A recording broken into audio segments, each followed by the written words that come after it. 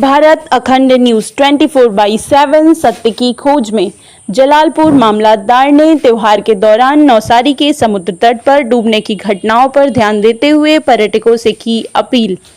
नौसारी जिला प्रशासन ने आगामी त्योहार को ध्यान में रखते हुए सार्वजनिक सुरक्षा के लिए एक एडवाइजरी जारी की। नौसारी जिला प्रशासन ने त्योहार के मौके पर समुद्र तट पर आने वाले पर्यटकों की सुरक्षा को ध्यान में रखते हुए एक एडवाइजरी जारी की, जिसमें कहा गया कि जन्माष्टमी की छुट्टियों के दौरान लोग सैर के लिए उबरत और दांडी समुद्र पर जाएं।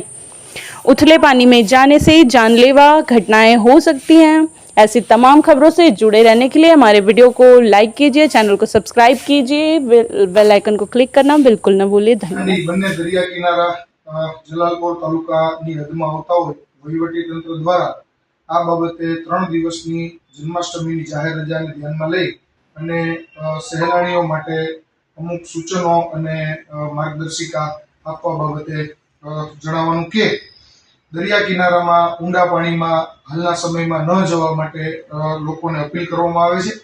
વિવેકપૂર્ણ રીતે બીચનો ઉપયોગ કરવા માટે પણ લોકોને અપીલ કરવામાં આવે છે।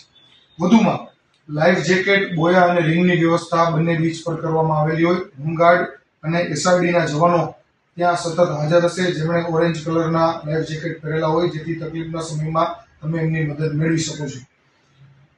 જાહેર જનતા માટે પબ્લિક એનાઉન્સમેન્ટ સિસ્ટમ પણ બંને બીચ પર રાખવામાં આવેલી છે, જેથી તેમાં અવિરત આપવામાં આવતી સૂચનાઓનું પાલન કરવા માટે પણ લોકોને જણાવવામાં આવે છે।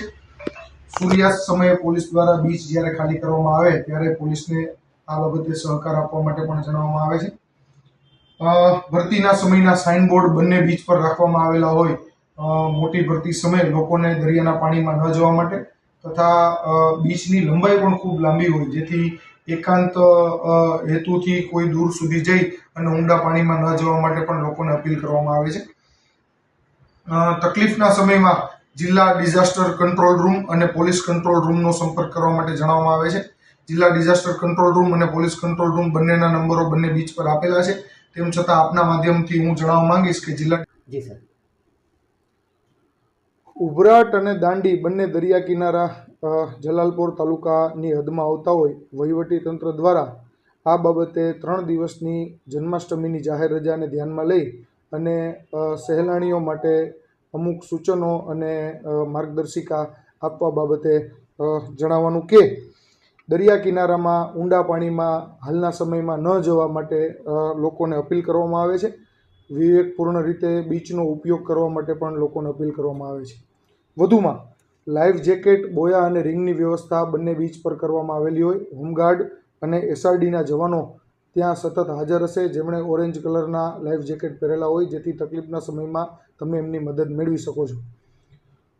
જાહેર જનતા માટે પબ્લિક એનાઉન્સમેન્ટ સિસ્ટમ પણ બંને બીચ પર રાખવામાં આવેલી છે, જેથી તેમાં અવિરત આપવામાં આવતી સૂચનાઓનું પાલન કરવા માટે પણ લોકોને જણાવવામાં આવે છે। સૂર્યાસ્ત સમયે પોલીસ દ્વારા બીચ જ્યારે ખાલી કરવામાં આવે ત્યારે પોલીસને આ બાબતે સહકાર આપવા માટે પણ જણાવવામાં આવે છે। ભરતીના સમયના સાઇનબોર્ડ બંને બીચ પર રાખવામાં આવેલા હોય। મોટી ભરતી સમયે લોકોને દરિયાના પાણીમાં ન જવા માટે તથા બીચની લંબાઈ પણ ખૂબ લાંબી હોય, જેથી એકાંત હેતુથી કોઈ દૂર સુધી જઈ અને ઊંડા પાણીમાં ન જવા માટે પણ લોકોને અપીલ કરવામાં આવે છે। તકલીફના સમયમાં જિલ્લા ડિઝાસ્ટર કંટ્રોલ રૂમ અને પોલીસ કંટ્રોલ રૂમનો સંપર્ક કરવા માટે જણાવવામાં આવે છે। જિલ્લા ડિઝાસ્ટર કંટ્રોલ રૂમ